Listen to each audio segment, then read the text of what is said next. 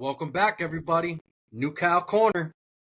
So I had a special guest for you guys today. You guys requested Crested Geckos genetics. I was trying to wait a little bit till we went down this avenue, but why wait, man? I wake up every day thinking about Crested Geckos, man. So my guest today is Joe. Joe, why don't you introduce yourself, maybe how you got into this hobby, and give us a little background about yourself, if you will. Sure, man. Yeah, so my name's Joe. Last name's Bill. I've rebranded a couple years ago under Bill and Co. Exotics. I wanted to kind of build a brand for my family and the legacy. My son's really into the hobby too, so It's awesome. I get to take him to the shows with me and everything. But yeah, man. So right now I've got a pretty decent sized collection going, and I've been working at it for about almost 15 years now. And I've been just with the Crested Geckos, but I've been a lifetime keeper for all different reptiles ever since I was a little kid. And so I don't know, just over the years, I've found that I've really liked taking care of other things and other people, and I'm real service oriented. So this is just kind of like an easy palette to, kind of have my own little world that I can get away and just kind of build a collection. And so I've got a couple generations under my belt and a couple. So what made you settle on Crested Geckos? Out of all the reptiles you could have chosen in life, what made you say these are the ones? Yeah, man. So, I mean, growing up, I had leopard geckos, bearded dragons, iguanas, things like that. And just over the years, well, for all through my 20s, I was pretty well like transient. I moved out to California, I bounced around. I was always, kind of, staying in different places. And it was funny, I would always call my dad and I'd be like, hey, I got a bearded dragon and I got a cage set up. And it was always like, kind of like a level of, just kind of comfortability and kind of stable, kind of being stable. And then, yeah, once I moved back to St. Louis and, I fell in love with my wife and we started building our family together, my collection kind of grew and we started breeding tegus as well. But what we found is those larger animals, it was harder to find homes for them, good quality homes for them. And I mean, the first time somebody put a crested gecko into my hand, I was just like, what is this? It's just like, just the way it felt and the way it looked, and it didn't have a tail. And I was like, where's the tail? And the guy's like, oh, yeah, it happens. And I'm like, where do you get these from? And he's like, there's a forum that we get on. And, these guys up in like Chicago and Michigan, and they send them down. And so it was my brother's roommate, a kid that I went to high school with, and he had like two pairs and they were like set up in the corner of their living room. And then when they had babies, I was like, let me get one of those babies and see what it's like. So, man, I got the bug. And yeah, Awesome. from there, just started building it and buying and buying. And I mean, back then, we were getting them off Craigslist, or I'd go to the shows and, buy what I could. And then I learned about AC geckos, and then that's kind of where I really started expanding, because I started buying like wholesale packs and then taking them to the Funny, shows and man. Me selling them. too, man. That's how I And do. then I'm like cherry picking, taking out the stuff I liked, and then I'm like, if I put this guy with this girl, maybe I can get this look going. Yeah, and so it just kind of grew from there, and it escalates pretty quickly, because I mean, I think one time I bought like a 70 pack of grow outs, some holdbacks that he had, and it was a bigger investment, but I think I had like pretty well, it was like 40 females and like 30 males or something like that. And whenever we did that, we were just kind of like, okay, This is these it. are all juveniles. By the next year I started, was able to really start pairing them together, and I kind of started like going wide. And then over the years, I kind of found a few different like groups that I really liked. And then so over the years, I've been kind of like funneling them back into those like three main projects that I have.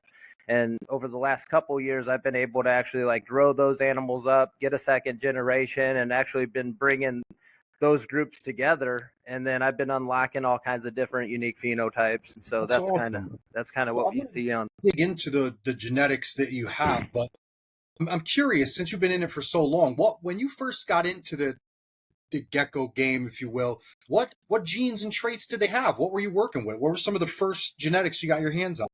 Yeah, so like the white wall, man, the white walls and the AC Phantoms and Yeah. the Super Stripes, and so like the Phantoms and the Super Stripes were like really good learning levels for me because when I saw the phenotype come out, a baby come out with the Super Stripe, and I'm like, okay, I've replicated that, and I'm like, okay, so this is pretty cool. Like you can make another gecko look the same, and so there was a soft scale, and so we were trying to add that soft scale into a lot of different projects. But yeah, the white walls were popular, and then the Phantoms. So I've always been a giant fan of the Phantoms. And I don't know, this is something I kind of wanted to get into a little bit later, but just the layer of Phantoms, like Phantoms can have pattern underneath the Phantom, I was just and going to ask you about this. This is something like totally new to me too, and I've been doing this for not nearly as long as you, like 7 years. But I always thought like just a solid color animal was a phantom, right? Until the right. last 2 3 years, it's almost like it's not. Like a phantom can have, like you said, patterns. Elaborate. You're the professional here, not me. Well, no, not. I mean, I'll be honest with you. I don't really always keep up with all the trends and the terms. A lot of times the terms and trends that are like the terms I use are just like what I use for my own personal collection. But whenever I think of the word phantom, you always think of like maybe like a bicolor red, where you have like the red dorsal and the red base color. And then you're like, okay, well, that's a phantom. A lot of AC stuff has like these patterns underneath the phantoms, trying to figure out like I could actually see the white wall on the side of a phantom gecko, but it was like a pattern that was underneath the phantom, like underneath the unicolor. So that's where I was like, okay, what's going on here? That conversation actually led me to ended up buying my Anxanthic group that I bought because I was asking Night Gallery Gecko, because I knew they worked with them. And I was asking them about how that worked and kind of jamming with them. And they were saying, well, we're getting out of the business. We just exported a bunch of stuff to Korea. And, if you want to buy the rest I have, then you could buy it. And so I bought out the rest of their Anxanthic collection, and that was like when they first started. And so I bought a bunch of babies Nice. from them, grew them up, and that's how I was able to actually get into my Anxanthic line. But yeah, I mean, just really trying to figure out how the patterning works and figuring out base color and figuring out these different combinations whenever you add things like lily and super stripe to these or phantom to these these different base colors. And yeah, I mean that's kind of like what led us down the rabbit hole of how to find out how to change base colors and then how to work with phantom. And what phantom can take away, it phantom's kind of a tough one because it could take away a lot of, or it could be a heavy phantom where it really just wipes out pattern altogether. And so when it comes down to the term phantom, it's kind of hard to really, just blanket it. But I mean, it is. I mean, that is kind of what it does. It's kind of a blanket. For me, I Yeah, believe it's like a blanket pattern of some sort I agree. outside of the term of like a phantom gecko, like a bicolor red. Yeah, I absolutely agree. Yeah, yeah. Believe it or not, I have a lot of those. A lot of my animals are from AC too, but some of those yellows, man, I really see it in those yellows. You Mm-hmm. can see all the pattern under them, and it's, I don't want to say muted, but it's just covered, if you will. I don't know how to explain it. They have all the pattern, but just this one little tint on it, if you will, like if you wrapped a window tint on it. You can see everything under it. It's just, I thought, Yeah. very, very interesting. Yeah, talking to Anthony and Jessica and Tom from Geckoology, I mean, we would jam on conversations for a couple hours, just trying to figure things out back in the day. And I mean, what I've kind of learned from them is that there's multiple layers of skin and different patterns, and you got your base color, and then you have your pattern, and then you have the color in the pattern, and then you have other genes like Lily that would go over the top of that.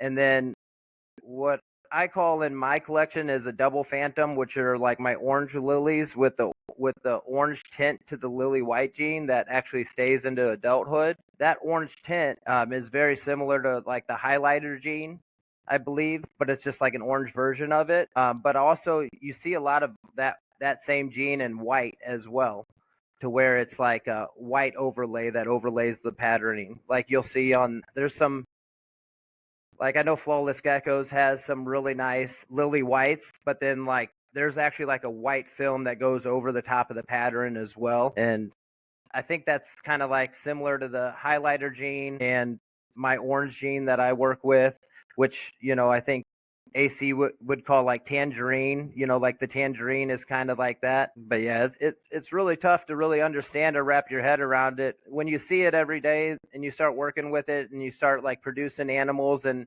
you're kind of like, is this going to fade or is it going to stick? And then it sticks. You're like, okay, there's something else I'm working with here. And then just trying to like alter base colors and trying to get that tangerine as a base is one of my main goals that I'm always working towards. And I've been able to create orange geckos through dark geckos. And I don't know. I mean, something I've learned is that and I know you said you had some of these yellows, but if you try to throw like a dark male to one of those yellows, a dark base male to a yellow, you'll get a phenotype spread of you might catch an orange, but you'll get some yellow, some dark, and then some will come, some you'll get orange. Sometimes you'll get orange. Interesting. I'm going to link some of your pictures of some of these geckos that we're talking about here for the viewers so they can see later on. But that's an incredible project you have. That orange lily thing you got going on, dude. Every time I scroll by one of them on your page, I'm like, what the hell is this? Like they're unreal looking animals, man. I mean, and even like structure, color, the saturation, the whole animal. They're incredible animals. Thank you. What exactly? Keep going. Keep elaborating on that. What are you doing? Yeah, like my orange, one of my main orange geckos. I call it a double phantom because it's a phantom by technicality. The dorsal is the same color as the base pattern, right? So I mean, I call that a phantom. I call it a double phantom orange because I have that highlighter gene in there, but it's an orange highlighter gene or suspected to be something similar to where it's an orange overlay and it wipes out it's stronger than the lily white gene. I mean, it's turning the lily white gene orange. I think that's so interesting. And yeah, so I entered one of those in for that golden standard gecko. Yeah. And I went up to Florifauna and I got to present it there, and it won best in class for phantom class. Last year, I was there the first and second year I went up there. Damn. Yeah, 100% highly recommend anybody getting a chance to go to that. It is so cool, man. It's amazing. Awesome. It was like it's so close to me too. It's like a 2-hour drive for me, man. Yeah, it was like 20-hour drive for me or something like that to get up there last year. But I have a new baby coming about that same time of the year this year, so I'm not gonna make it up. Congratulations. But, yeah, we're out here. I'm a breeder through and through, man. Got a beautiful wife and beautiful kids. Good. Raising them right too, man. Raising them right. Oh yeah, man.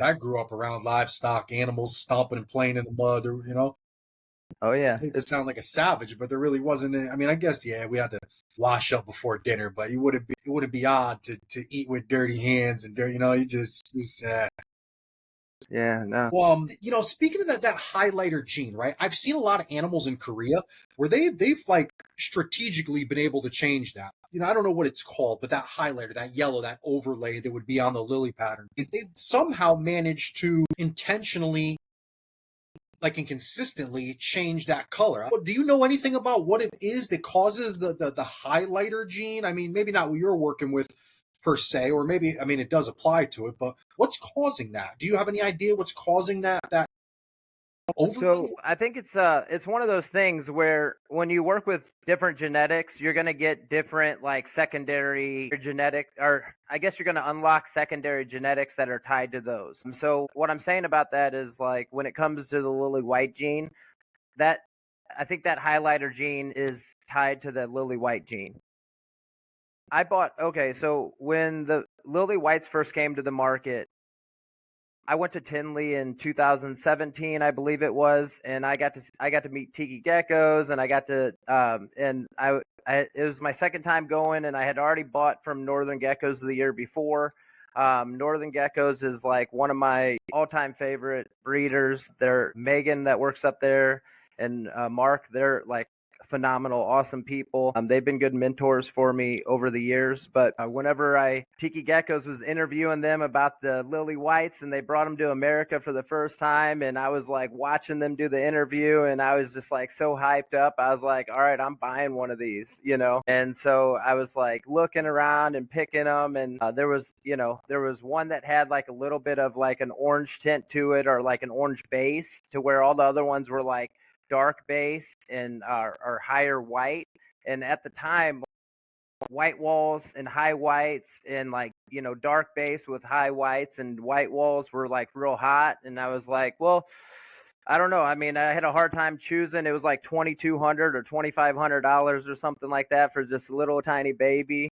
And Mark was like out shopping, and Megan was like, this one's Mark's favorite, you should check it out. And so I was like, all right, I'm gonna snag that one. So I like maxed out a credit card for it, bought it, and then I was like, that's like this gecko is going to be the gecko that we're going to build our brand around. And so we kind of built up this reputation around this one gecko, and his name was Almond Raw. And so like the sun god, because he was kind of like, he had like a little bit of a different, he had a lighter base color. He had a little bit of a tint to the white. The white wasn't pitch white, and so it was just one of those things where it was a little bit of an oddball. And for me, I'm always against the grain, kind of like, I like funky, I like wild, and by then I was already like reproducing these super stripes and reproducing this white walls, and like, those were kind of like standard, and they were clean and they were nice. But, I really liked those. I really liked those funky phantoms from AC, like with the ink spots and the underlining patterns and things like that. So I was like, yeah, I want to do something different. And that one gecko, Almond Raw, man, You still he was have him? able. No, he died like 2 or 3 years ago in a breeding incident. Yeah, so I put two of my favorite geckos into a bin to breed them together, and I should have just left them in their own, just put That's one the in the ugly other. side. People don't really hardly ever talk about. I And mean, I know so, a lot of people that lose gargoyles in particular, man, and they don't ever yeah, talk about it, but it's the yeah, truth, you know?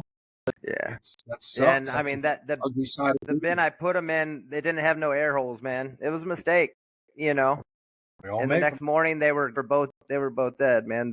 My two favorites, and it's just like, I want you want to cry, you want to give up. But by that time I was already on my second, almost third So you have generation. his blood then. Yeah, 100%. So what I did was I put him in, like, I don't want to sound like I was like taking advantage of him, but I did. I put him with multiple females just so I can understand the phenotype spread.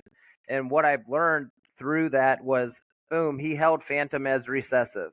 Okay, because I was getting Phantom animals, like the Phantom Orange, the ones that you're talking about. And then I got super stripes out of him that were non-lilies, and then I got lilies that have like, a pretty well, like, you can see the pattern coming through the lily dorsal, down the middle. And so, we weren't calling them super striped lilies or anything like that. But then I was getting a lot of these, like, really what I called static at the time, but like a static orange that would go from the head and go down into the dorsal and really break up that standard white dorsal pattern. And it was like separating the pattern. And then whenever I got those phantoms, like, it was almost as if like that orange like really completely wiped out the white altogether. So through having multiple different pairings and finding out these different phenotypes, I was like, holy cow, this gecko is stacked.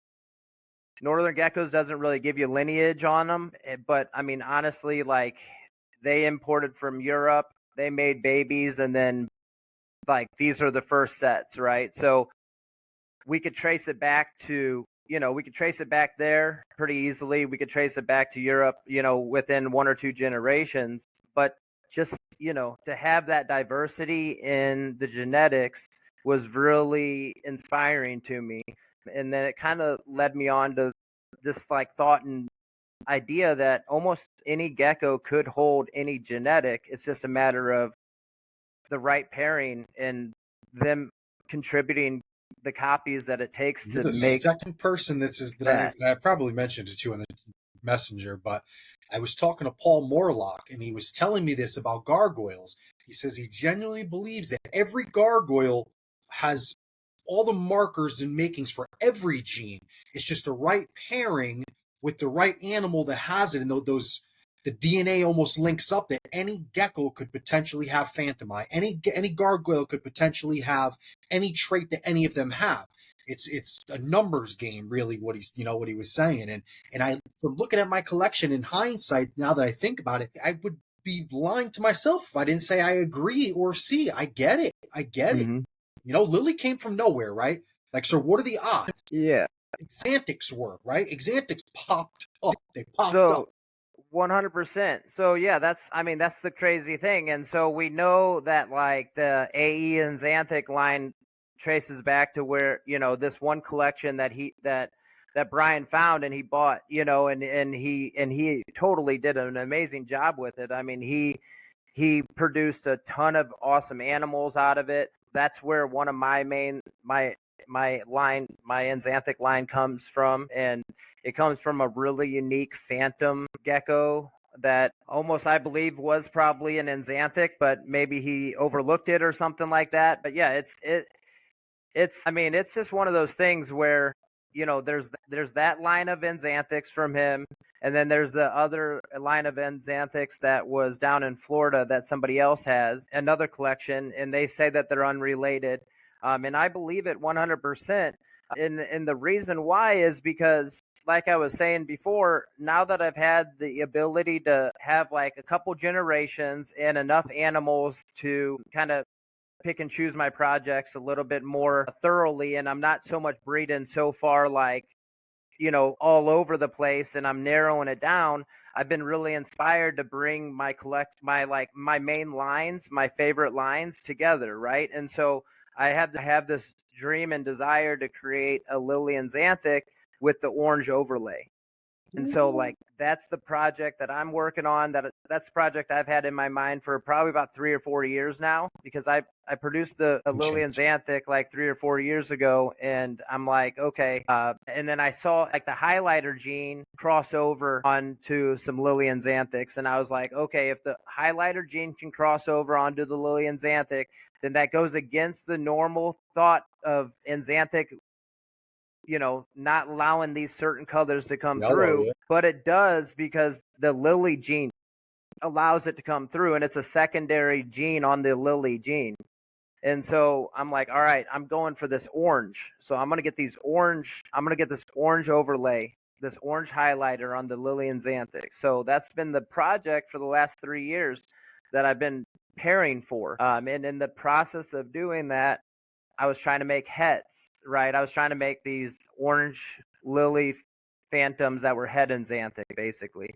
So I put my Xanthic group to my orange lilies, like the one that you like, the phantom orange. I have two of them females. And whenever I did that, I produced a visible Xanthic. So I produced an Xanthic whenever I brought the Xanthic line into the almond raw line. And so I was like, this has got to be a mistake. There's no way. I'm trying to make hets. This is impossible. I double check the egg. I double check the dates. I double check because I write the date on the bin. I write the date on the egg. I write and I'm double checking, and all my other hets, like my ones that I'm thinking that are going to be visuals, were all like a week or 2 weeks out from hatching. So I'm like, okay, I know I didn't make the mistake, and so I was totally blown away from it. And then the next season I was like, okay, I'm gonna pair more of these almond raw line geckos to my Xanthic line to see what I could do, and I ended up proving out 3 other females to hold Xanthic through the almond raw line. Now all 3 of those females had different moms but same dad. So I do believe that it's the almond raw line that are like him. He's the contributing factor that contributed the Xanthic or a possible Xanthic to these babies. And so that's awesome, man. Yeah. So, but I never got any Lillian Xanthics yet. I haven't got any Lillian Xanthics from the pairings yet, but really, we're getting close. Huh. We're getting close. So I think that that'd be like a serious game changer, man. If you could take the color, now you're making black and colored animals, right? Like that's just like unimaginable. Like That'd be awesome, man. I bet you could do it. That's kind of what happened. I mean, I love the Xanthic lines. I love the Xanthic look. I love the gray tongue and the dark or the grayer eyes and things like that. But it's just like boom. How far do like what's next, right? So we want to enhance pattern. Well, honestly, like a lot of times the Xanthic gene is a pattern eraser. It wipes out most of the pattern. You don't see a lot of pattern. There's some out there, and there's some there's some good super stripes and things. There's some good like dorsal patterns, things like that. It pretty much a lot of times wipes it out. And in my collection, most of them are phantoms. But what I've learned, or the Lily and Xanthics that I've hatched, have all been Lily and Xanthics with the super stripe. And I don't know if it's truly because it's a super stripe gecko or if it's just the way that an Xanthic pushes out the pattern on the lily white gene to make it to where it looks like a super stripe, but it's really just like the pattern being pushed out from an Xanthic. But I do have a lot of hets that are super stripes, so I know that the super stripe gene is within that collection, part of the collection. How many pairs do you have altogether? Like, how many breeding pairs of geckos do you have? So I was gonna say before I had about 500 geckos before I rebranded, and then I kind of left half of my collection with my last partner, and so I just kind of went with what I had. So right now I probably got about 50 or 60 females or so. Oh, a whole lot of maybe animals. A little bit more. I think I have, because like I had, probably about 60 females. And so it's been hard because I've got my 3 lines. I got my BAM line, which is just like this bigger gecko. And what I was able to do with him, he's a dark gecko. I bred him with a yellow, and then I got a black BAM, orange BAM, and then I have yellow BAM, and I got a yellow one with white, and then a yellow one with cream.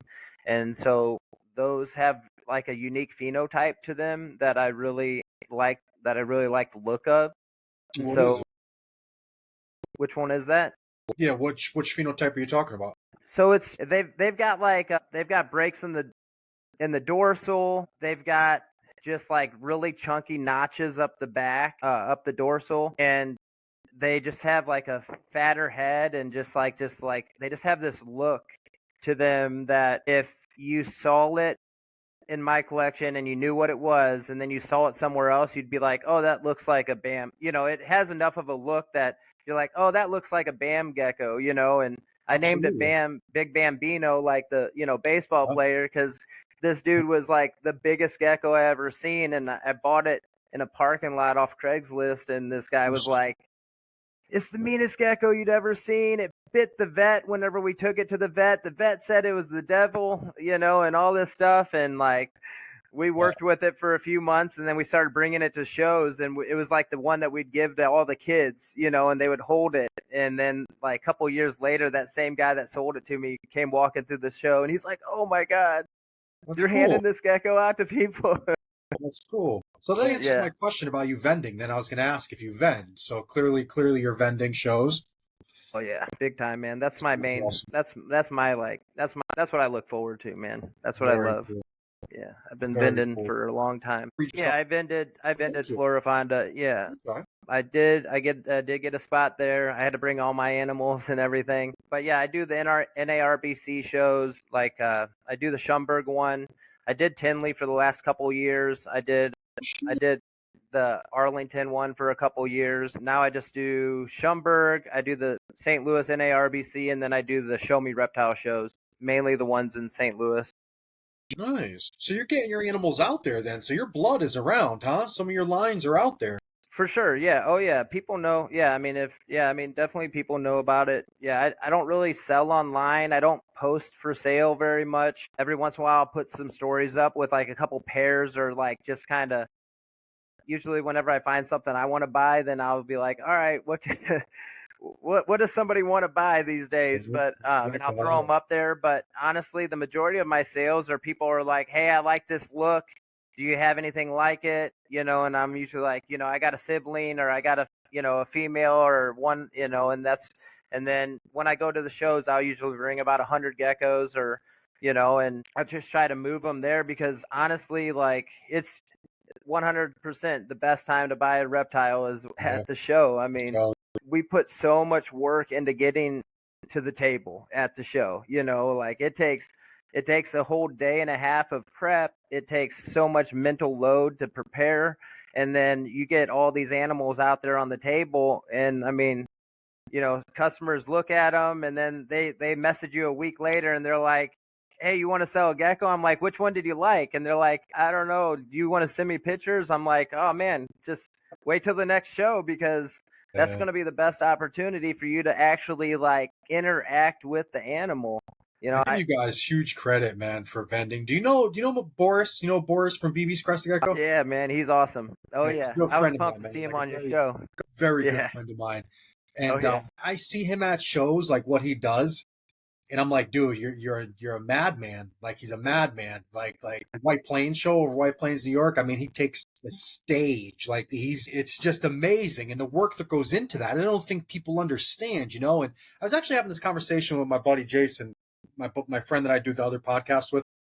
And he was talking about people that want deals all the time. Now I get it. You guys that vend, you guys, breed a lot of animals, you offer deals.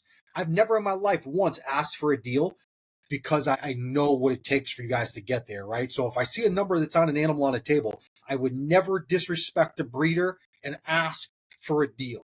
I'm either going to pay what you're asking for it or I'm not, right? Now, if a breeder offers me a deal and I'm looking at an animal that's, $500 and he says, give me 400, it's yours, then I'm going to accept, but For I would sure. never Oh go yeah. to a table and, you know, you see some of these people and it's like someone will have an animal for $500 and they'll be like, man, I'll give you 200, man. You know, the market's bad. Take this 200. Like, dude, like I want to fucking, like, what are you talking about, man? Get out Yeah, of here. man, it's inventory, man. It's inventory. Like I don't like to give things away and I like to hold value. Yeah. I hold a lot of value in my lines, and I'll be honest with you. Like, I went out to Colorado for a couple shows, and they were selling lily whites for $250, and I was still at like $1,000 price point on most of mine.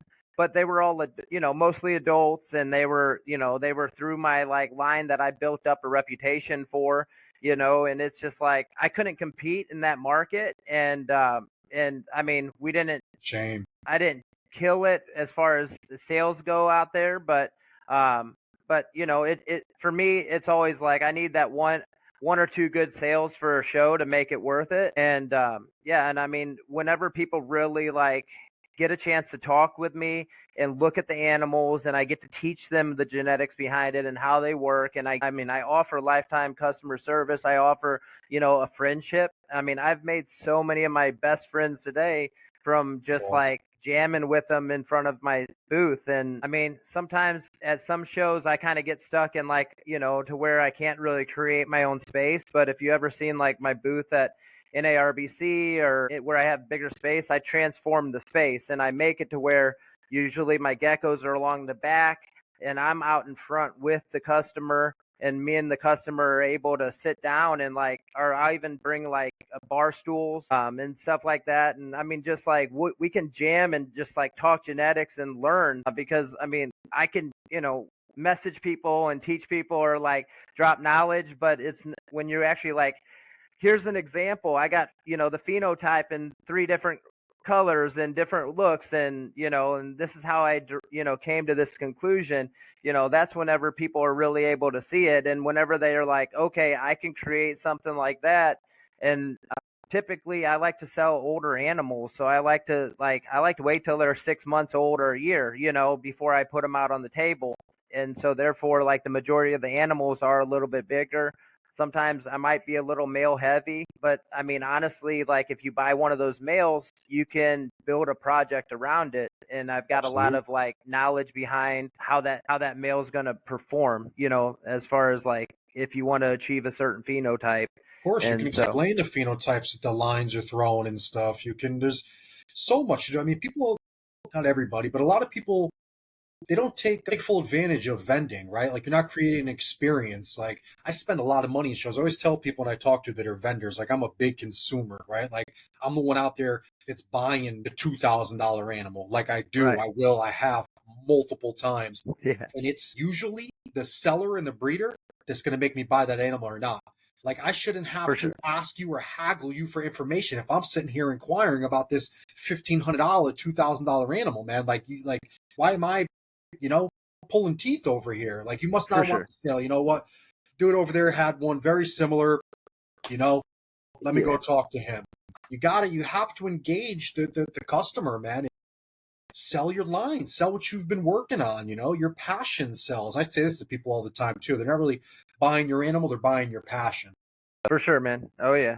I mean, you definitely seem like you have it. You know, there's no ands, ifs, or buts about it. I mean, I can tell just from talking to you online before even this, I could tell you had a very unique passion. You know, that passion tends to lead to great animals.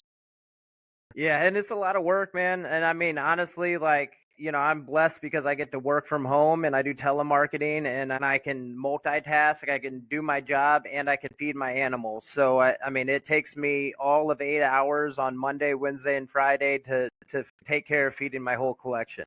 And so, I mean, it's just like, it's a ritual. It's just like, that is what I do and that's how I do it. And I stay on top of it. And it's just like, go through it and just do the best I can and just try to keep everything healthy and try to catch things whenever there's mistakes like when it's getting too hot or too cold or I mean we had power, our power was out for 8 hours in 5-degree weather the other day and my gecko room was dropping like 10 degrees every like 20-30 minutes and so I had a generator running, I had a propane heater running and I literally slept on the floor of the gecko room during that like 8-hour power outage and just had my alarm set for every 15 minutes because the year before I let it get too hot in my room whenever that happened and I cooked a bunch of animals and it happens, man. What do you suggest? Because every breeder I talk to,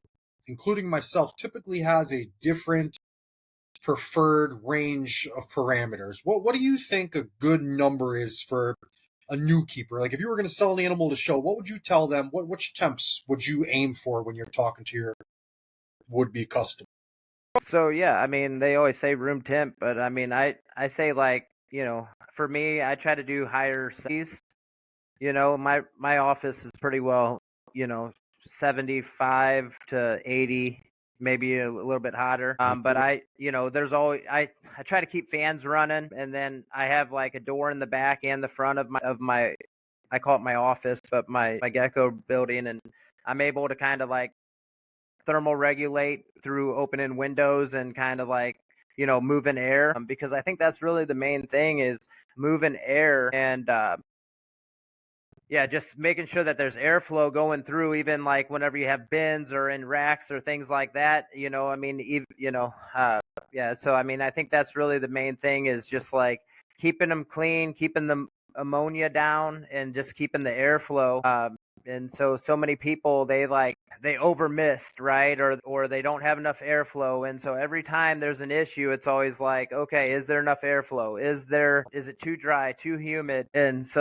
And then you find out in your room or you find out in your office or your building, you're like, holy, it's 10 degrees colder down here on the bottom of this rack than it is on the top. And so like right now I got this program where I got like some of my breeders where my females, I'll move them to the bottom because it's cooler when they lay their eggs. I'll move them to the bottom and then they'll slowly work their way back up the rack to the top. And then whenever I have like an egg out of this bin up here, I'll bring it back and I'll put it down on the bottom, and then it works its way back up. And that's kind of how I have my system going to where, because I know it's cooler down there and I want them to kind of have a little bit of more like, cool temperature right after they lay. And then after like a week or so, they're moving back up to the next level and then they get back up to the top by the next month. And then I pull the eggs again. That's awesome. And so that's kind of one thing but it's hard to like,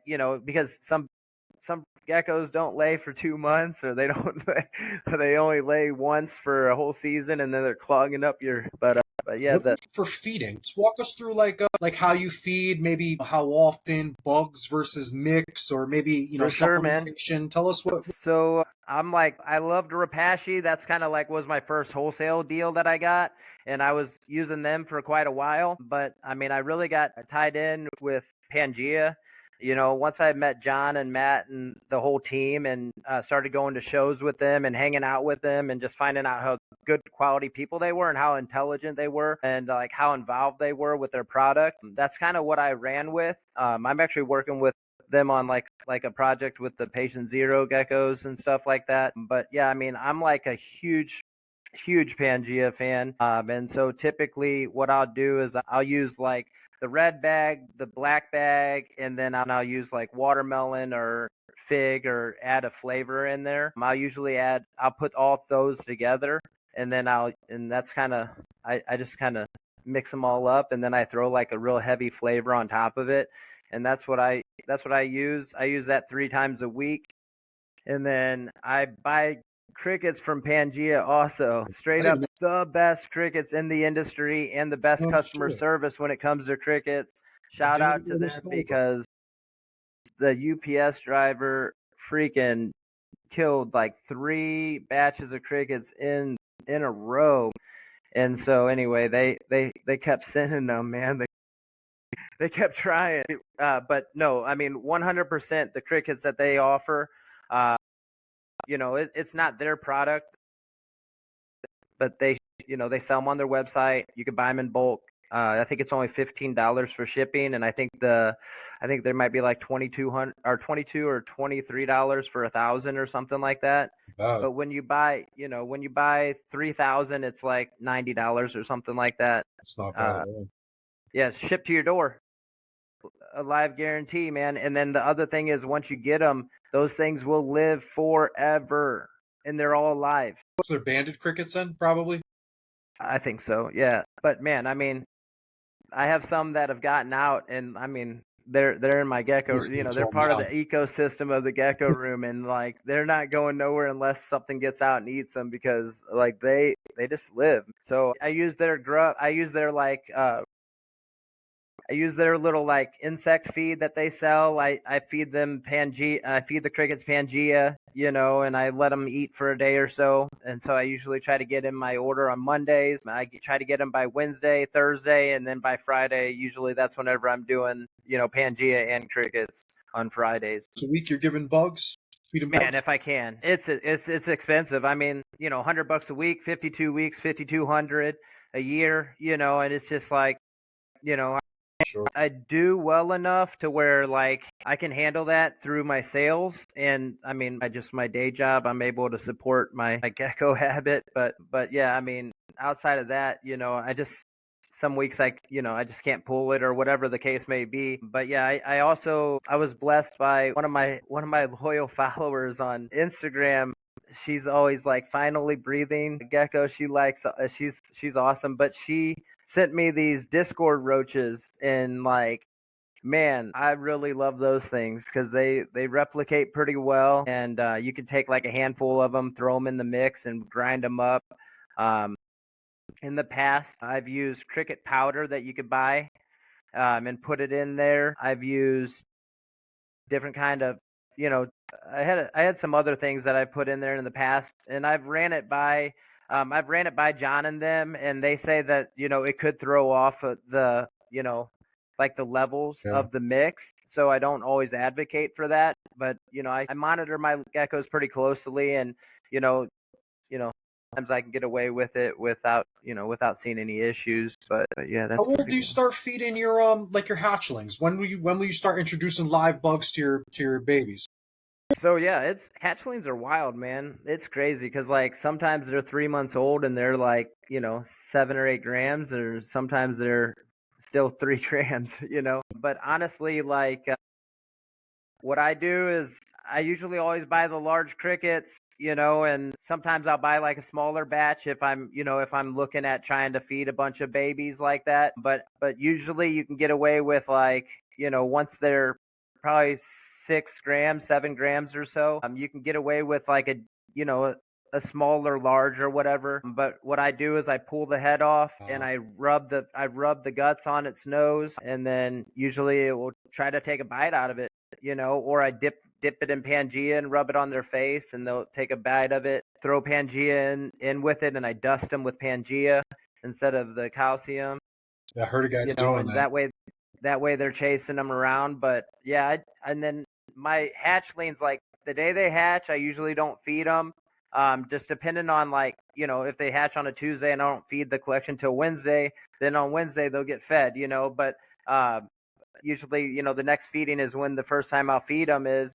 But I've always done this ever since the very first hatchling I've had. I've taken just like I dip my finger in the Pangea and I rub it on its nose the very first time I feed it, and then I just feel like that's kind of just Set them off the catalyst of, like, hey, this mom's not there to teach them how to eat, like, how long is it going to take for you to sniff it out and feel it, like, so I just kind of do that. That's kind of my little secret little trick I do every single time I have a hatchling. Do you have any special setups or anything that you run for like your hatchling? So when a hatchling is born, a lot of guys have very different, unique, individualized styles of setups they use for a hatchling.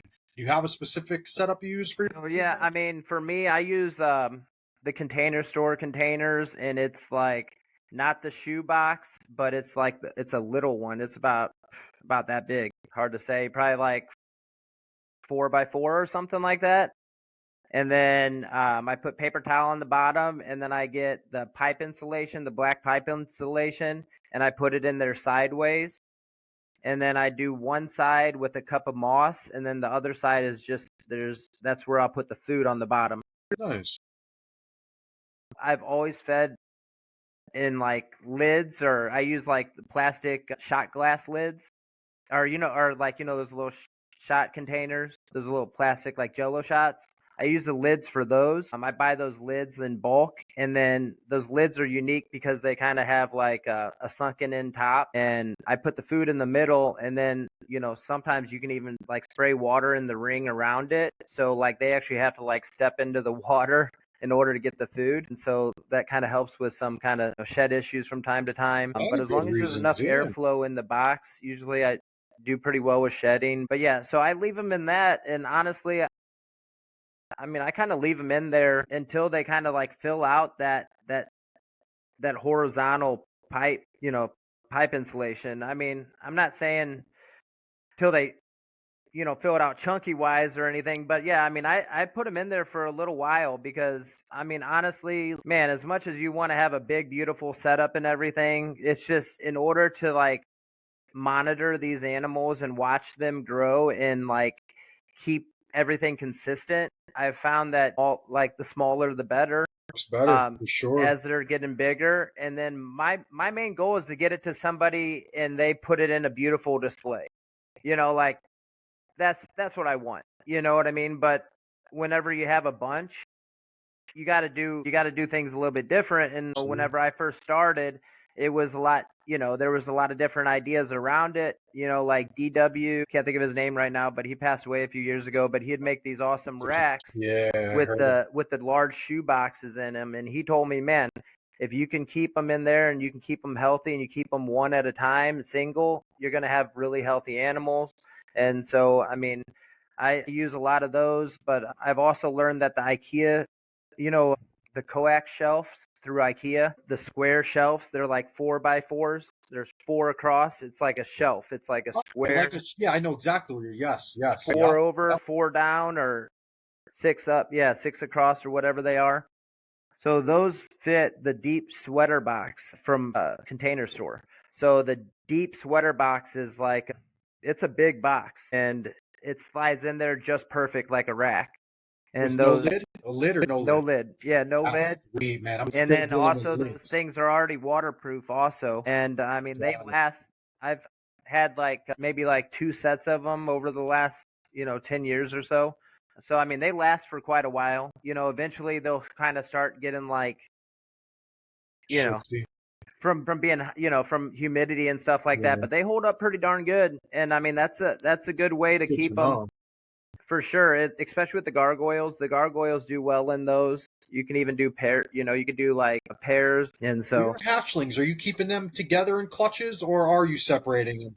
Depending on where I'm at in the season. Usually if it just depends on what I have available. Usually I'll buy it like a batch of them containers, but yeah, usually I'll keep them together for like, maybe a month or so, and then I'll start separating them if I see any kind of like issues. But yeah, I try to probably separate them pretty early on. I just wish I had the Well, space, and I wish I had the space and like the ability to just like one at.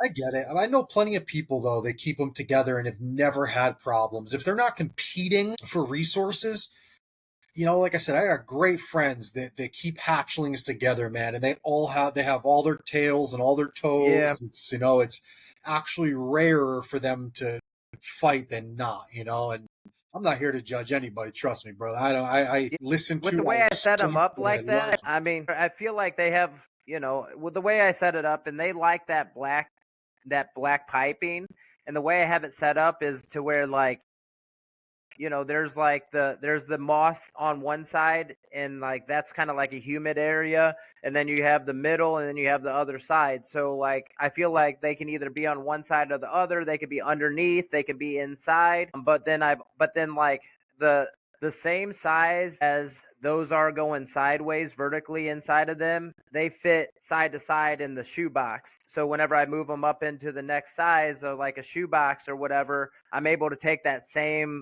PVC or whatever it is, the pipeline, I'm able to take that same one and put it into the next one. A little less stressed out with their scent hunting, and put them in a new Yeah, house for a couple days. That's cool. yeah. And whenever I sell geckos, I recommend that they put those in there, even if they're doing a bio, or like even if they're like I recommend that they put those in there because it's just a safe haven for them. When they Yeah, see it, they know it's safe, and absolutely. it's easy for them to crawl in and out of. But yeah, I've had customers be like, "It didn't eat, it didn't do that," and I'm like, "Well, where's your food bowl?" And they're like, "It's on the ledge, hanging on the side." And I'm like, "Okay, well, honestly, it's probably never had to look on the wall for food, because I always have it on the ground." And so they put it on the ground, and they're like, "Yeah, it ate that time," So it's like, all right, cool, yeah. So, but I take a lot of pride in new keepers, man. Like I think education and key, and just turning these people on to the like just the idea of taking care of something and being responsible. And It's so rewarding, man. It's oh like yeah, I man. tell people all So the time, like, why don't you sell these animals you make? I'm like, well, I give enough away. You know what I'm saying? I for get sure, more joy. I make a decent amount of money in my day job, and I do this for me, right? Like, and for then the sure. joy that I get and the peace and calm that I get when I walk in this room, like if I could give that to someone else, Oh one, yeah, I'm man. helping the hobby, right? Like that's priceless. You're exposing people to animals and reptiles. And can you remember being a kid, dude, and the first time someone handed you a lizard or something? How cool was that? How cool did you Dude, feel oh when yeah. someone handed you a reptile when you were a kid? Oh You yeah, were man. like, this is it. This is what I'm doing for the rest of my life. Like, I never want that feeling to go away. So if I can keep giving that to children and kids or even adults I'm and still people riding and that high. Yeah, for sure. all the Yeah, people are, people at, there's people at reptile shows that are like, oh, I'm afraid that people are going to touch my animals and they're going to spread germs and this and that. And I'm like, I'm kind of the guy that's out there with like two geckos in my hand, and every single the person that walks by, I'm like, have you held a crested gecko before? These things are Yes, amazing. They don't require any kind of special crazy lights. They eat a powdered food it's they mix with awesome. water. They're super simple to keep. And then I start going in on the parent. I start teaching the parent everything, because the parent, they need to feel educated enough to Yeah, be able to take yeah. it on. But the big thing that I hate about that is that like a parent will go in and say, I'm going to spend $100 to make my kid happy today. And so it's like, having something at $100 or less, and it goes home to this kid that is like, you sold them on it, but it ends up, I don't know. I feel like sometimes those are some that die, and I hate to The offer truth. a product to somebody that to end up having a bad experience. And so for years I added the kit, where I gave them the whole kit for free with the gecko. And I always took a lot of pride in that, because I knew that if it was in this kit and it was the same as what it looks like at home, that they should succeed. But not everybody wants a little bin, they want to put it into some pretty thing, and then they're putting like a small gecko into a big thing, and it declines. So Problems. therefore I started like waiting and holding them out and just selling them whenever they're like 10, 15, 20 grams or something like that. So they have a better, like at that point they're pretty damn hardy. Like you can, it's For sure. they could not feed it for a week and it would still live, and I don't want to advocate for that by any means, but like that, it's just the truth. Like when they're going to go to Florida, like they don't want to worry about their gecko or something, Yeah. like, but I don't know. Growing up, I had leopard geckos, and I would have to like convince my mom to go up to get crickets once a week, and she hated it. And yeah, that what you were telling me earlier about, the first time like seeing these animals, and there was this like little tiny shop that that sold reptiles, and they had a Asian water monitor that walked around the floor of the thing. I went in there with $200 and I got to buy anything I wanted in there, and they sold me that, and I was like 11 years old,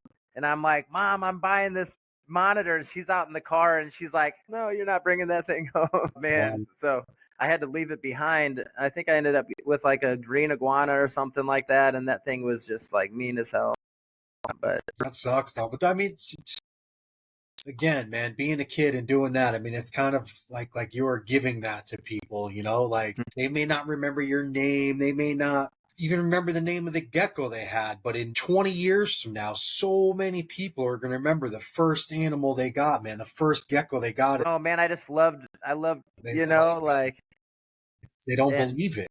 That yeah, was a they're like, whole Do you do world, this for a living? whole I'm world. like, I wish, but heck yeah, man. That's so. What about What about? Do you mist, or are you giving your geckos water dishes? Are you misting? What do you do for their humidity? So I guess.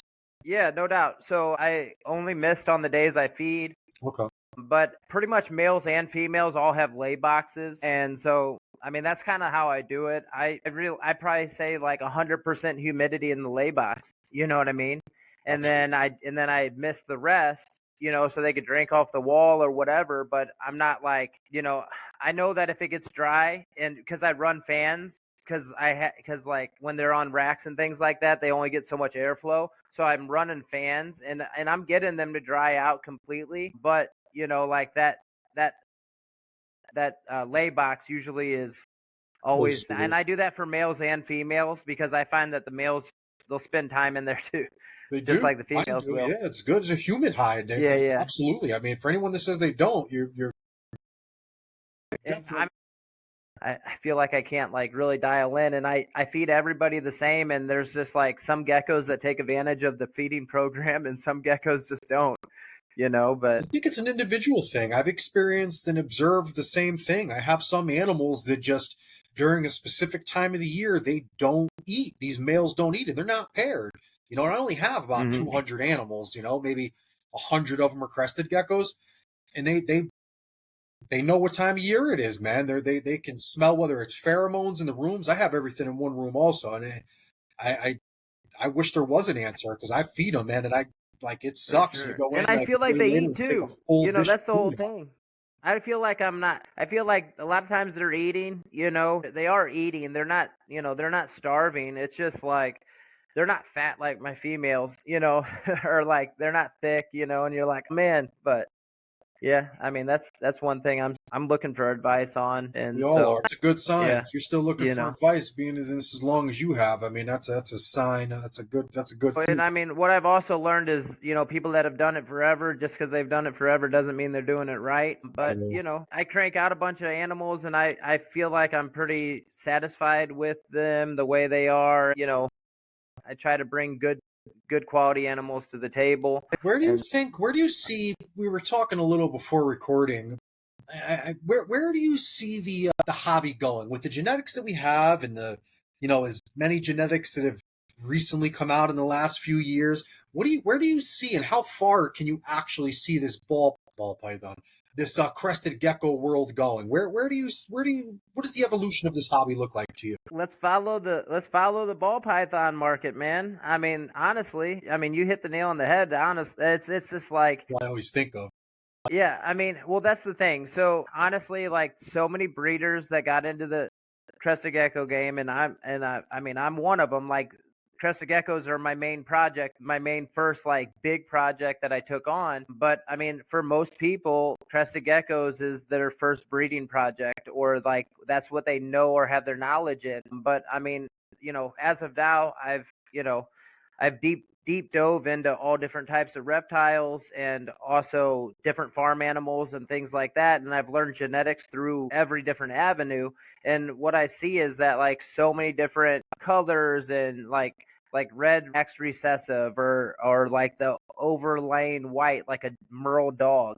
I mean, it's like the merle dog's like a lily white, and then same with goats. Like the white overlay is the white goats are a white overlay that goes over the pattern, and they're all dominant traits, and so just kind of like if you really want to look into it and you really want to know the answer to that question, start unpeeling the onion of these genetics for the ball pythons, because the roadmap's there. Like the I would believe that the majority of the different types of things that you see in the ball python world is very similar to what the genetics of crested geckos can I have. believe so And too. so, yeah, you just kind of look at it and you're like, holy cow, how did they make that?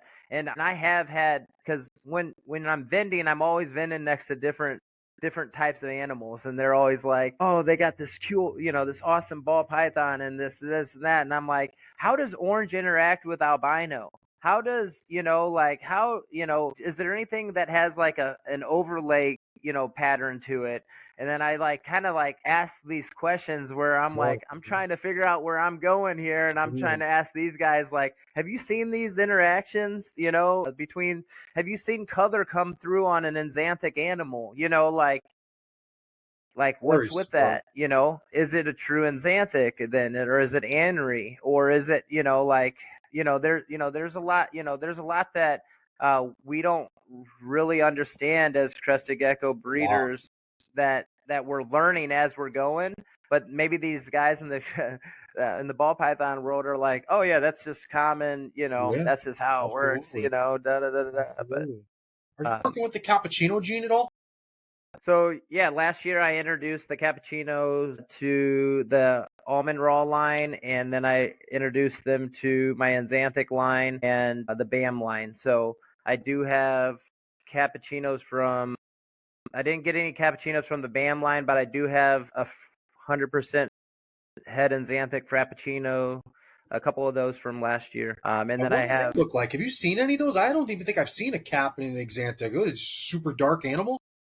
So yeah, I don't know. Some people were like, well, you probably shouldn't mix them together because it's going to be hard to decipher what's going on. I understand that. But yeah, I don't know. I mean, my Lillian Xanthic female that I had this year, I could have bred her to like a male 100% head or whatever, and just made more of her. But I threw the cappuccino with her instead because I'm not really like, I don't know, I'm not greedy with it or anything. I'm just trying to Well, I'm diversify. curious. If I had the Xanthic And gene, I so, would too. I'd want to see what they do. so yeah, I mean, I have some baby fraps that are 100% hets. Nice. So yeah, I mean, that's just a couple years down the road. I got to grow them out to do something with them. But yeah, I mean, I'm still working on the orange overlay on the Xanthic. Lillian Xanthic. So that's like a main thing. And then I got the cappuccinos I have like some more like orange or yellowish type base colors, and so I put those with my orange almond raw line, and so I have a couple fraps, a couple caps, a couple little. They're all little babies, but I'm newer to that gene, so I'm just kind of exploring it and just kind of just let them grow up to kind of see what they end up looking like. I sold a few older female almond raw line females to Pangea, and then they bred those to sables and caps Shit. like last season or the season before. So I'm not too sure exactly what they have as far as the almond raw line cappuccinos go or frappuccinos go, but Don over in or Don in Korea, he was always like, oh, these are like he's telling me that like my almond raw line geckos are fraps. He's always thought that they were frappuccinos. He's always like, whenever when they hit the melanistic or the super caps, he Yeah. was like, you're next, you're gonna get one, but we never did produce any. I don't believe that they're the same, but it's interesting because like one of my main desires in Crested Geckos is creating a hypotranslucent gecko. Is what I was trying to create is an orange translucent. Ask you about these. Keep going, because I'm curious to hear what you think about them. Well, so I mean, the super caps are what I would call a melanolistic translucent. You know, black translucent. Okay, and then you got these hypos now that are these like white translucents. With my base colors being orange, before there was even a super cap, I was always trying to make this orange translucent because I knew with we bred like bearded dragons and there was the translucent gene in there, and it's just like it just seemed like where we were going, we were heading that way. And then all of a sudden a super cap came out and it was this melanolistic translucent gecko, and I'm like, oh my god, the translucent gene is available, you know, it's there. So that really like, you know, kind of like pumped up that desire. I'm like, okay, I'm gonna make this thing, and I'm always like the power of my mind and creating my own reality and just making this. And then so anyway, like I haven't popped out any kind of hypo translucent. I've tried to do experiments to try to do something like that, but I was never able to get anything to stick. But I believe that these orange geckos that I produce have a hypo gene or have a gene that alters the gecko at a molecular level like an xanthic would. Okay, so when you see an xanthic, you see gray eyes and gray tongue, right? Because it's actually like from the fundamental level of the gecko, it's not allowing these certain colors to come through. Okay, and then with my almond raw line geckos with the orange base and those double phantoms, those even have like blue eyes. And then I've even identified, or actually John from Pangea identified a yellow tongue. Oh, sure. On a couple of them. And so what I do believe is that there is like a hypo, it is kind of like a hypo gene where it's a reduced melanin, it's reduced black, because there's no black on these animals, period. There's no black. And even in the eyes, they're lighter or gray or blue, you know, because it's reducing the black. And then with the tongue, you know, showing up yellow, you're looking at, you know, you're actually seeing like a, you know, reduction of the red in the tongue. And so I really do believe that there is something at like a base level that makes these geckos just slightly different. That'd be so awesome to see. I mean, you have the makings to do it, because these other ones, right? These super hypos, they really just came from yellow animals, right? Were they breeding in Korea? They put two, from what I gather, two. You know, they were just hypo animals or something. Yeah, even like the Mac one, I believe were from like hypo caps. Oh, they were from caps. They were originally from caps too. I didn't know that. Yeah, I'm pretty sure they're from like more hypo, like lighter base caps, you know. And I have a couple of them that are like yellow base caps, and so I bred a yellow base cap to the female that proved out to hold xanthic. So I actually have a couple eggs from them right now. I would love to see that. Orange is my favorite color, man. Like safety orange. These like colors that you don't see in the, you know, you don't always see in the nature like that, you know, and it's just like, it's wild and it's like exotic. And they've done it with leopard geckos, right? And ball pythons. Oh, yeah. Leopard geckos. Animals and introduce this orange. They've done it with the leopards. They've done it. I've seen it doing them. They're doing it now. My buddy Seth over at Huff's Herbs is doing it with the African fat. That's awesome. Oh, yeah. He's Tom, dude. Yeah. I love that dude. Yeah, and speaking of Seth, yeah, so him, and then I met South Tex Gex. That's another buddy of his. Carlos, yeah, I'm trying to get him on the podcast, talk Saracenorums. He's the man, dude. He's one of the most genuine, awesome, straight up guys, man. It's awesome. But yeah, he's actually a couple years ago, I bought some pictonatas from him as babies, little tiny babies. How do you like them? Dude, they are awesome. They're my favorite. Everybody and their mother. Like, I got really close. You know Wally Kern from Supreme Geckos? Yeah. Well, me and Wally, like, that's his favorite gecko. You know, he's been into geckos for like 30 plus years, right? Yeah. And he has access to any gecko, the rarest geckos you've ever seen. His favorite geckos are these little pictogeckos, man. And no, I'm talking about these iguanas. They're iguanas. Oh, I thought you were talking about the pictus geckos. No, they're pictonatas. The pectinata. I know. Carne asada. Pina Sorry. colada, banana picking. So yeah, I know what you're picadas. talking about. Okay. So yeah. But yeah, South Tex Gex, man, he breeds like the coolest gargoyles, the coolest lychees, and now the coolest iguanas because Yeah, I seen the him on his iguanas page. that he produced albino. So he produced the first albinos in the Saw him on world. his page. No shit. You Yeah, got no, some? they're awesome. Yeah, so a couple years later, I had eggs, and I messaged him. I'm like, "Hey, I got these eggs from these iguanas that I got from you," and he told me how to set them up. They all failed on me. Anyway, during that conversation, I was like, "Hey, man, I really want to get some of these like albinos. I want to get on that project." And he's like, "You're next in line with a winky face." And I was like, "Okay, cool. Like he's gonna work with me on this maybe." And then like last year, he's like, "Yeah, the ones that you have are siblings to the ones that produce the albinos." And so we have a pretty good chance of maybe hitting the albino gene in this year with those. And then I just invested into a bunch of the orange tigers ones. And so my goal is to outcross the albino into the orange tigers and then have the orange albinos hopefully Hell get like a yeah. crimson look. Hell yeah. And I so hear they make that's incredible pets, man. I hear they're like awesome animals. I've never had one myself, but I know how I've had plenty of green iguanas and they're a pain in the ass. Yeah, no, they're not. They're not the same thing. Not at all. And so, yeah, no, I've had green iguanas growing up. They were always mean. They were big. They scratched. I mean, these guys are heavy, and they have sharp nails. But honestly, like I'm gonna take my male out for like overnight just to like reduce his body temperature, and then I'm gonna clip his nails. And then I'm going to take it to the next expo that I have coming up next week or in 2 weeks. Shit. But I'm going to take him with me. Yeah.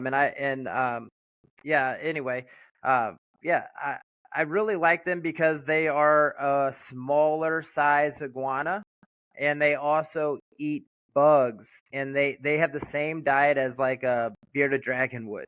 They will eat well, but they'll eat anything, man. I'll give them mice, anything that I have left Really? over that anything didn't else eat. I just put it in there and they eat it no matter what. But yeah, no, they are such a joy to keep because when they're babies, they're green and then they grow into their color or their color changes. So Yeah, by no, the they're time they're about like a green. year old, you see like a lot of pattern and some color coming in. By the time they're 2 years old, their pattern in their color, there's no green, and it's just either black and white or green or like in these new ones that I got are orange tigers. But anyway, yeah, they're a lot of Who fun. was Crutchfield Tom working with some of those too?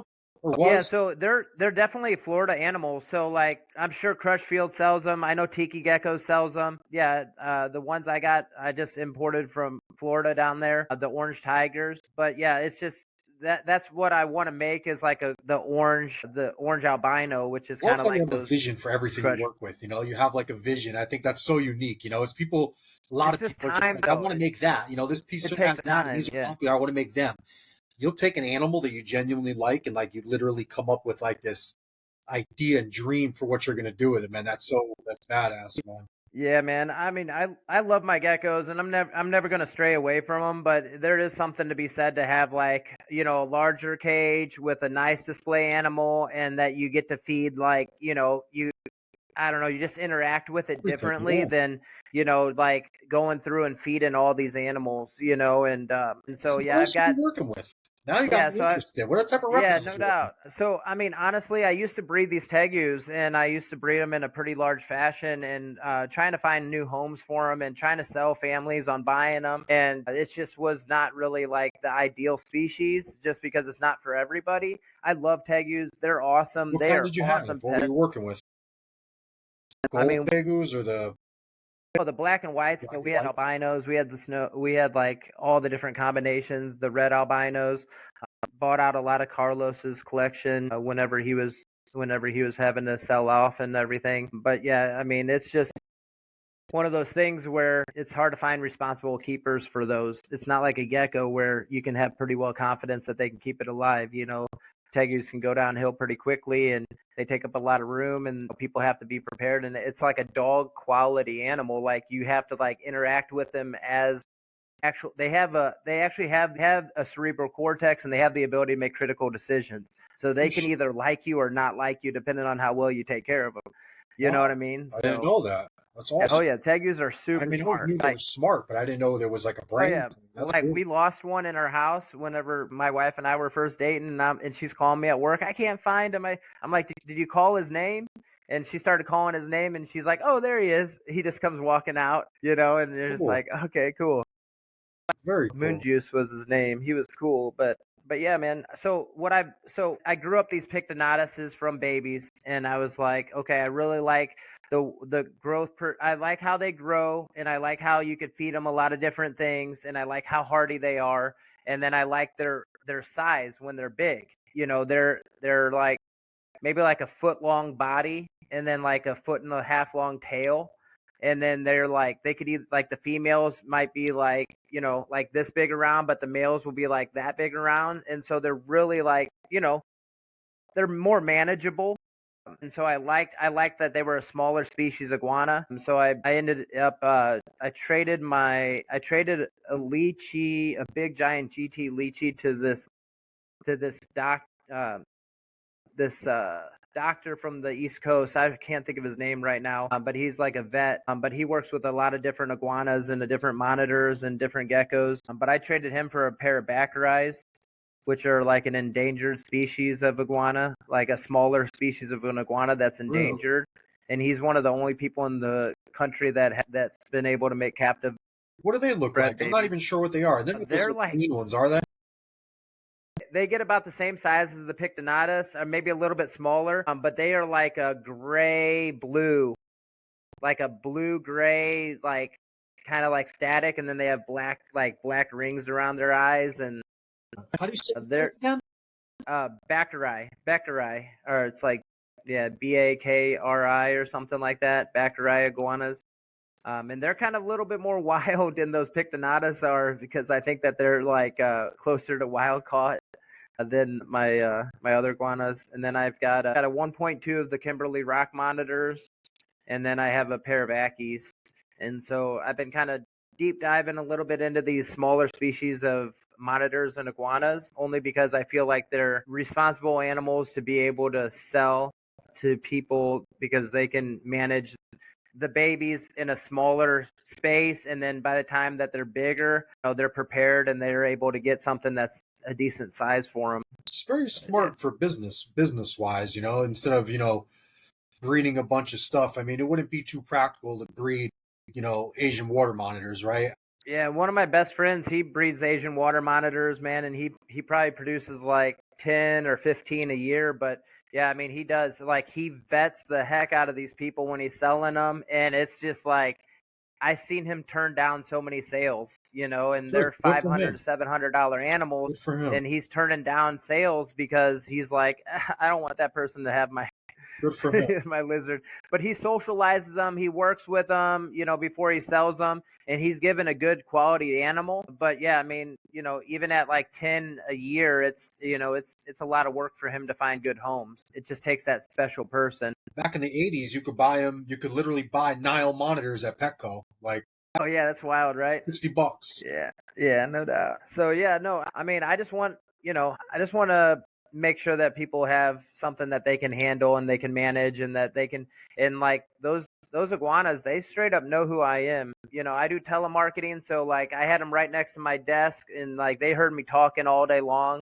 So they know, I can go up and just reach in and pet them, and I don't know if that's the same for everybody's, but like that's the same with my Ackies, and I've been working on my Kimberly, the rock monitors. They're a little bit more spazzy, but yeah, I mean, it'd be really neat to be able to pull a clutch of like 10 or 15 animals from each one of those groups a year, and I think that would be plenty of animals for me to have on my booth.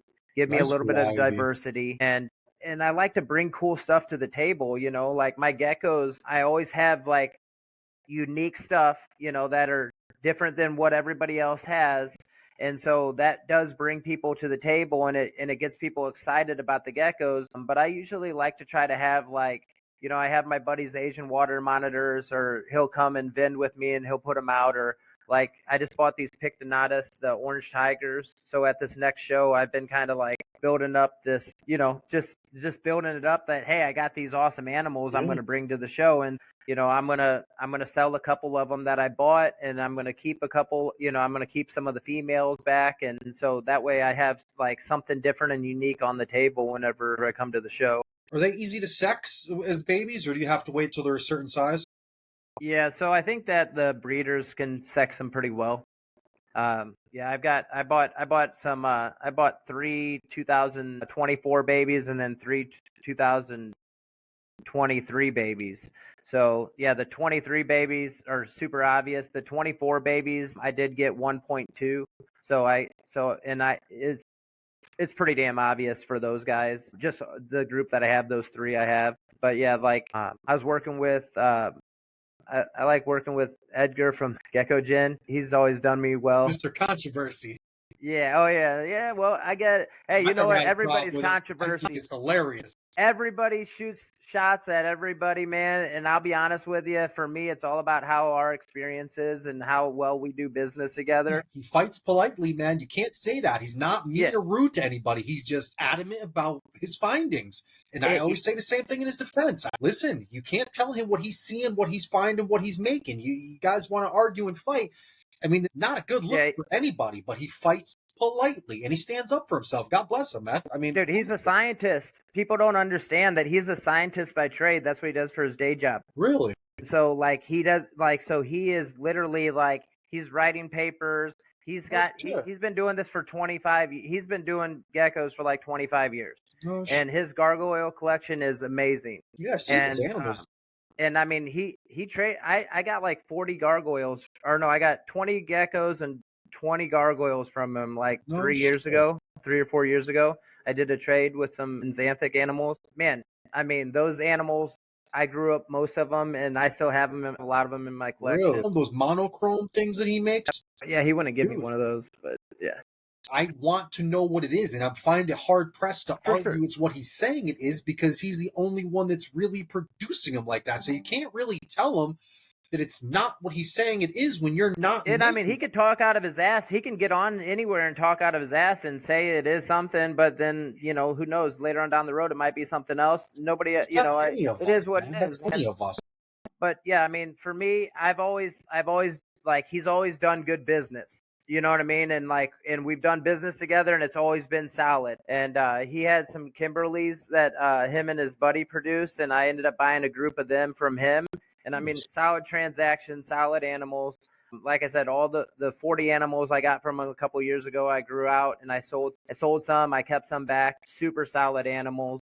I'm glad you said that about him because I really always feel bad for him, man. I'm glad that, finally for once, someone that knows him can come on here and say he's not a bad person. Like, he's a good dude. Yeah, and I mean, honestly, there's a handful of people in the industry that, like, I've gotten to know because I've known them before shade was shot, or, like, shots were fired, and I'm just like, hey, like, I go based off of genuine, like, one-on-one interactions and, like, how they treat me and the way that they portray their information whenever I'm talking to them one-on-one.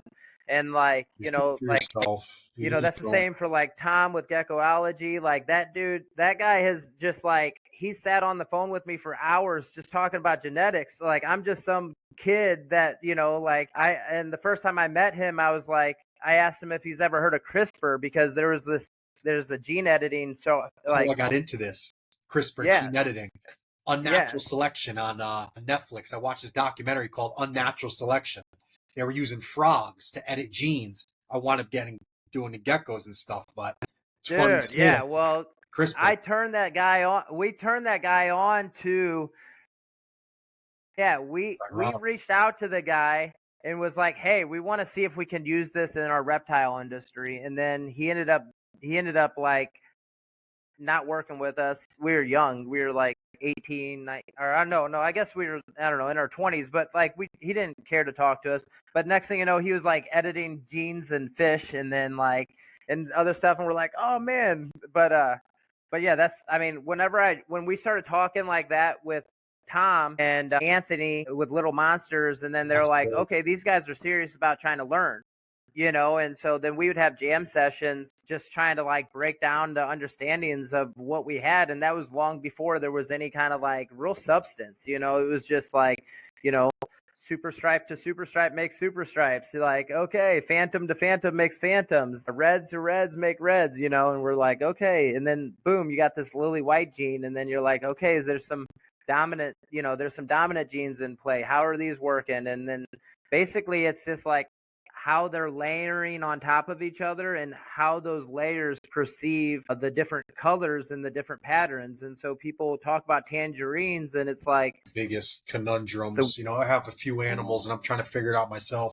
They all come from AC, but I have these tangerines and I feel like mine is like an overlap. I don't feel that it's the base color because it's a conversation for another day, but that's like one of my biggest things I've been trying to no, decipher that's with it. That it is tangerines. that I believe it's an overlap. I mean, 100%. Has to That's be another. That's because another. So it's another. It just doesn't have a name yet, and so AC's unique in a way because he has so many geckos and he's put so many things together that like all of his geckos that you get are stacked with jumbled up. all of the genes. So you know when you start playing with those and you start like breeding them out and you're seeing these like soft scales or you're seeing enhanced coloring and things like that. That's because they have soft scale in them most likely.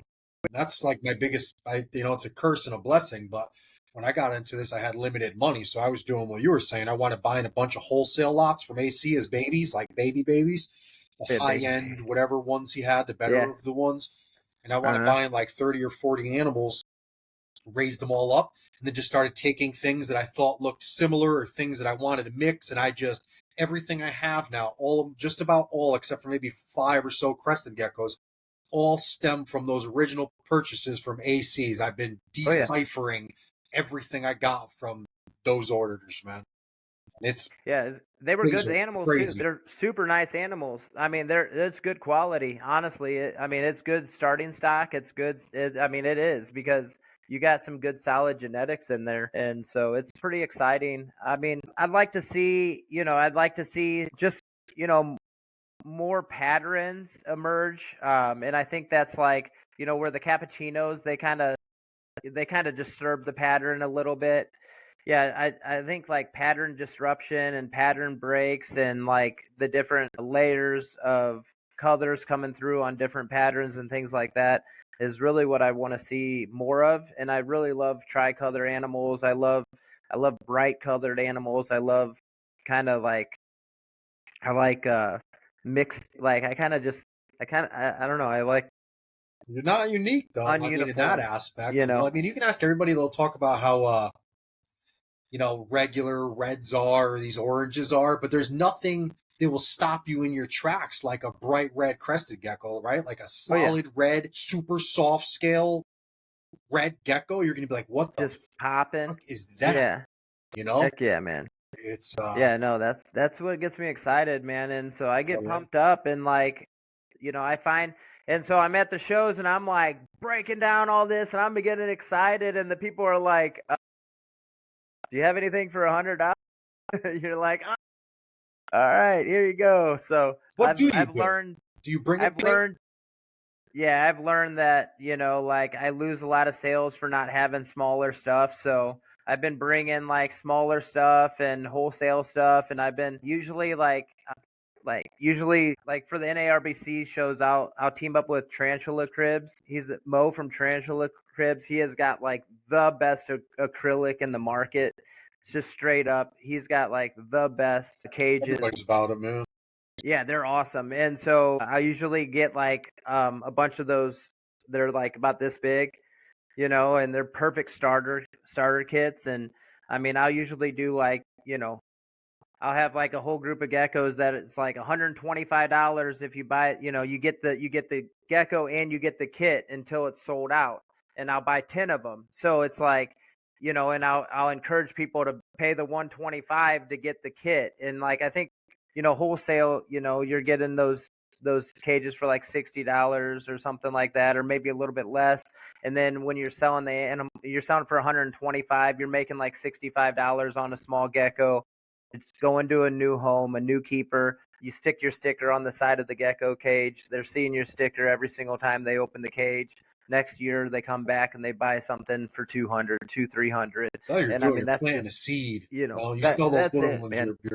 making your mark. It's Man, smart. some of my best friends these days I've made from just like putting a gecko in their hand or them buying a gecko for as a baby or like, buying something and then like up at the NARBC show in Chicago, like I had somebody from Minnesota drive like 4 hours. They bought a gecko from me, wasn't expecting to buy a gecko. They were buying plants. They like stumbled in there. They bought a gecko. They loved it so much. The very next year, their friend wanted one and they were like, I know where to get it. And so they drove 4 hours to come to NARBC. They came in, bought a gecko from me and left. And it's just like, and I'm just like, all right, cool, man. I'm their gecko guy. You know what I mean? Awesome. That's cool. And so I have a lot of people that I've put a gecko in their hand and they just got turned on. And then next thing you know, they're like sending me, I bought this from Altitude, and I bought this from Flawless, and I bought this from these guys over here, and I got this collection. And this one guy here in St. Louis, he has like 50,000 followers on his Instagram, and I didn't even know who he was. And then, and I'm like, that's your like we're hanging out talking at a show like a couple years later. I'm like, that's what you go. That's your website. I didn't know who that was, And I'm like, how do you get all these followers, And way past me, and I'm just like, what the heck? But anyway, I think he had like a viral video from a little like gecko hatching or something that All like it just takes. bumped his numbers up. All it takes. But yeah, I've generated some really good customers for all the other sellers out there, because they're not just coming back to me. You know what I mean? They're It's getting good. out It's there. part of the responsibility that comes with being part of this community. You're ultimately somewhat indirectly responsible for the sales of the hobby, right? Like whether you're starting a good experience or not, or a bad experience. If you give someone a bad animal, I mean, it could ultimately affect the next man. The same thing with the next man. If they sell an animal that dies, they may just put a bad taste in people's mouths about crested geckos. Period. We Right. all have to be responsible when it comes to these animals in general, especially when we're dealing with people that are new. They're just coming Yeah, oh into yeah. this stuff. Oh yeah. Yeah, and that's why I like the geckos. They're just easy. They're I hate to say they're easy, but I mean They are, it's just they are, in all honesty. I mean, it's a safe bet, man. It's a safe bet. and they're And you got less the reptiles. There's still reptiles. You have all the fun you will with just about anything else, and half the stress. You're not spending your. fortunately, I think that they expect more out of them once they get them because then they're like, he hasn't moved in 2 days, and you're like, yeah, he probably moved in the middle of the night, but that's his favorite spot. He's all right. Did he eat? Well, I think so, but it's just like. I think that they're expecting that it's just gonna like jump out of their cage and crawl on their arm and like hang out with them during the day. But yeah, I mean, it's just one of those things where it's an animal. You got to respect it. You got to enjoy it. Yeah, I mean, they're gonna probably hide during the day because they're scared. That's just kind of how they are. It is what it is, man. Right, so we're almost at we're an hour and 40 something minutes, man. I really want Oh you to damn. give a good sales pitch for everybody that's going to see this, and just the truth, the general truth. Tell us, why should someone, use your company? What benefits come with buying an animal from you? The lifetime support, like you said. Like, sell us your business real quick if you don't mind. Just give us like your business thing. No pressure, but Yeah, I mean, like. honestly, it's just, I mean, for me, it's a passion driven art project, and I got my whole heart in it. And I mean, it consumes a lot of my energy and a lot of my time. And so, like, I take a lot of pride in that. And so, by investing into my company or investing into a purchase of a gecko from me, you're guaranteed to have something unique, something different. And yeah, like I said, I mean, you can actually like build a project off of just, a reptile that you buy out of my collection because basically at this point, the geckos that I'm selling are from, most likely from one of my three main projects that I've limited down from, a larger collection. And so, each one of my projects, the BAM project, the Almond Raw project, and my Xanthic line all create phenomenal animals. And now that I've gotten to cross them all together and bring those different lines together, the next layer of those selective projects are pretty unique and pretty cool. So, yeah, I mean, I don't want to give them away, but I definitely want them to go to good homes, and I love to see people like produce and like reach their goals. And so that's one of my things is, do you have a collection? Oh, you do. Okay, what are your breeding goals? What are you trying to achieve? Like, what's an end result that you'd like to get to? Only because like I might know a little bit of a pathway to get there. I mean, I might have a few animals that might help you. And so, yeah, if That's you have awesome. something that you see on my news feed or like on my Instagram feed or anything like that, and you're like, I would like to create something like that, chances are I have like a animal from the project that can get you there or get you pretty darn Awesome. close. Where can people Yep. find, where do you offer animals for sale if you do? Where can people find you? I know you said you're having a kid coming up in May, right? Oh, I've March, already got two May. kids. Yeah. What Oh yeah. shows do you maybe have coming up? So yeah, And what's the best way for people to reach out to you? for sure. So Instagram's always best. I don't do much on the Facebook. Usually for some reason it posts to my personal Facebook page. But whenever I post to Instagram, it goes to my personal page. Yeah, Instagram's the best place. Shoot me a message. I'm usually on there poking around, looking at other people's geckos. But yeah, you can always get a hold of me there. Like I said, it's best to just tell me what you like. Tell me what goals you're trying to achieve. Maybe screenshot some photos that I've posted on my feed and shoot me a message and say, hey, do you got anything like this? And I can try to navigate you to what I have available. Otherwise, it's always best to catch me at a show. I'm always doing on the NARBC shows, the Schomburg shows, and the St. Louis shows, and then I do the Show Me Reptile shows whenever I get the chance. I'll be out next weekend or in 2 weeks here in St. Louis. That's awesome, And I'm guys. looking Check him forward to out, that. man. Go check him out. Yep, yep. I'm going to post a link to his page Cool, on man. the end of this video. If you want to see some sick ass animals, look at some of the stuff we've been talking about. You got to excuse my lack of tech savvy abilities. I haven't quite figured out how to share pages yet, but we're working on that right now so I can show animals as we're talking about them. But I'm going to link them all. Check out his Instagram page. Look at some of these animals. I promise you, they're unique. I look at hundreds of thousands of geckos. His animals stand out like a sore thumb, dude, but there's nothing sore about them. Beautiful animals. The passion that goes into this. Guys, you want to build a great collection. You want to start your own lines. You want to do any of these game-changing things with these animals. Start with something good, man. Joe's animals are where you want to start. Man, I appreciate that. So I have a question. I end every podcast with all 3 podcasts I'm on. I ask the same question. If a child came up to you, a 10-year-old kid, Joe, and he said, man, I love what you do, man. I want to grow up and I want to be just like you. I want to do everything you do. I want to breed reptiles for a living. What would you tell that kid? What piece of advice, if you could narrow it down, what would you tell that kid that wanted to grow up in ven shows, have a huge collection of geckos, maybe even own his own farm and work with livestock? What would you tell this kid? Yeah, so I mean, it's just, I mean, I'm kind of selling my son on this right now. I mean, he's 5, 6 years old. He's got a sandboa project, and he produced sandboas the last couple of years, and he sells them at the shows with me. But basically, just like have an end in sight, and like have an idea, have a desire, have a place that you want to be, and then work towards that goal. And then also just like be patient, and be selective, because I mean 100% patience is key. That is it. It takes a long time. It straight up takes a long time. It takes 3 years before you're able to breed these things. So you're gonna have to put the time in. You're gonna have to put the energy in, and you're gonna have to take care of these animals until they're ready. And so it's not a bad thing to start off with babies. If you can find high end babies that have phenotypes that you think that you might like, or coming from parents that you think are top notch parents, or something that you like.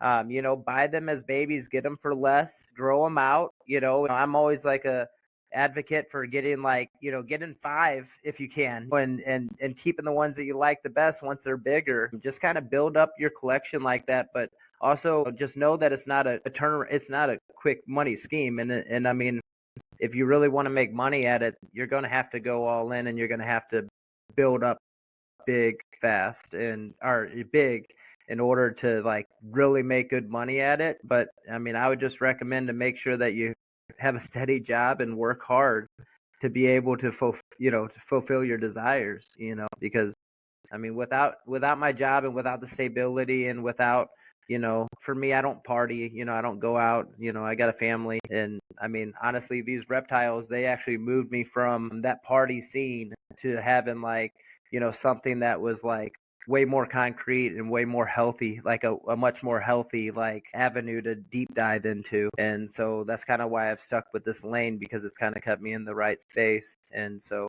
as a kid, if you can grow up and you can get addicted to reptiles and get, go all in on a project or really get the passion, I mean, it could save you like a lot of headaches, as you grow, because it's tough. It's a tough world out there. It's Absolutely, tough out man. It's a there. great, Yeah.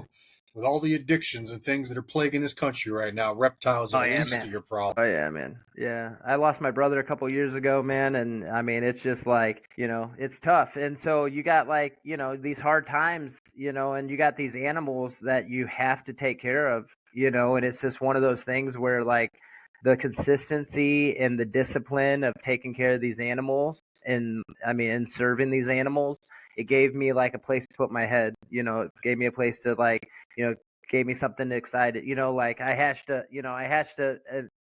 gecko, even though like he passed or whatever.